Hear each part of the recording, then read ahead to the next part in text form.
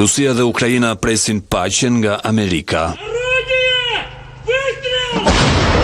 Kremlini thekson se kërkon me padurim një raund të ri bisedimesh trepalshe të ndërmjetësuara nga SBA-t për t'i dhënë fund luftës me Kievin, një proces i bllokuar së fundmi për shkak të luftës me Iranin. Në përgjithësi, këto nuk janë procese të lidhura drejt për drejt. Ato lidhen vetëm në mënyrë indirekte, nga fakti që negociatorët amerikan aktualisht janë të përqendruar në çështjet iraniane.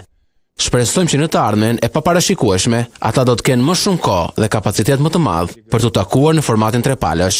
Ne mezi presim këtë dhe vazhdojmë të vlerësojmë shumë përpjekjet paqëruese të negociatorëve amerikan dhe të presidentit Trump personalisht në rrugën e Ukrainës. Ukraina tani po i kërkon Shteteve të Bashkuara pas armëpushimit me Iranin që ta përqendrojë vëmendjen e tyre te lufta në Ukrainë. Vendosmëria amerikane po funksionon. Ne besojmë se ka ardhur koha për vendosmëri të mjaftueshme për ta detyruar Moskën që të bëjë armëpushim dhe të japë fund luftës kundër Ukrainës, shkroi ministri i jashtëm Andriy Sybiha në X. Lufta ndërkohë vazhdon me një intensitet të lartë.